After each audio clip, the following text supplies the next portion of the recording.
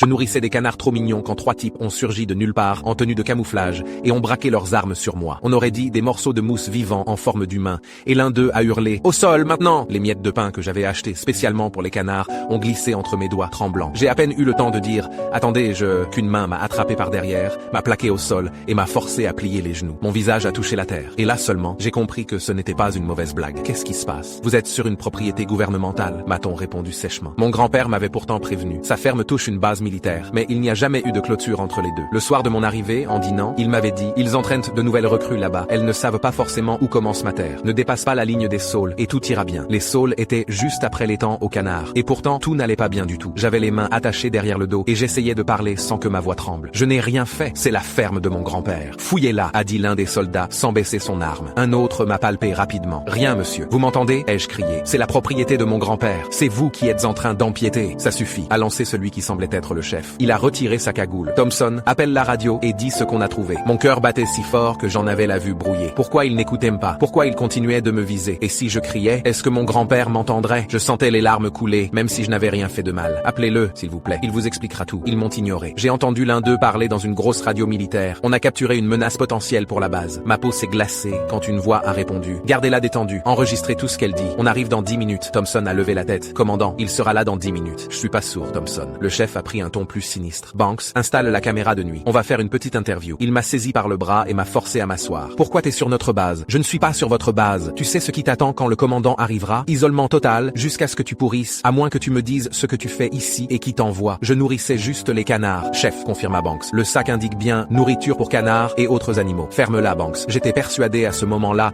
d'avoir affaire à des clowns en uniforme, des clowns armés. Je ne mens pas, c'est une ferme ici. Le chef a ricané. Une ferme? On fait pousser quoi ici? Du sable? Il a fait un geste autour de nous. Mon grand-père élève des moutons et des vaches. Ils sont juste de l'autre côté. Oh, comme par hasard. Si tu continues à mentir, ma main pourrait glisser et ton œil en pâtira. Chef, on ne peut pas faire ça. Le chef a levé la main pour faire taire Thompson. Si c'est une terroriste, on ne risque rien. On aura peut-être même une médaille. Les deux autres recrues avaient l'air nerveuses, mais aucune ne bougeait. Les larmes s'étaient arrêtées. J'étais trop terrifié pour parler. Toujours muette? Très bien. On va arranger ça. Il a levé son arme comme une batte, prêt à frapper. Qu'est-ce que tu fous, Daniels? Le chef s'est figé. Un vieil homme en uniforme venait de descendre d'une sorte de voiturette militaire. Les 3 soldats se sont mis au garde à vous. Commandant, voici l'intruse, dit Daniels en me désignant. Avant que le commandant ne réponde, quelqu'un d'autre est sorti de la voiturette. Papy! Mon grand-père a accouru vers moi, paniqué. J'ai tout expliqué, et il a tout raconté au commandant. Cette fois, c'est les soldats qui tremblaient. Vous savez où vous êtes, bande d'idiots? Demanda le commandant. Nous suivions la carte de l'exercice, monsieur. À l'envers, peut-être? Vous êtes sur la propriété de cet homme. Leurs visages ont viré au blanc. J'ai appris plus tard que le commandant et mon grand-père étaient de vieux amis. Et depuis que ces 3 idiots ont commis cette erreur, mon grand-père et moi passons nos journées à boire du thé en les regardant travailler pour lui sur la ferme.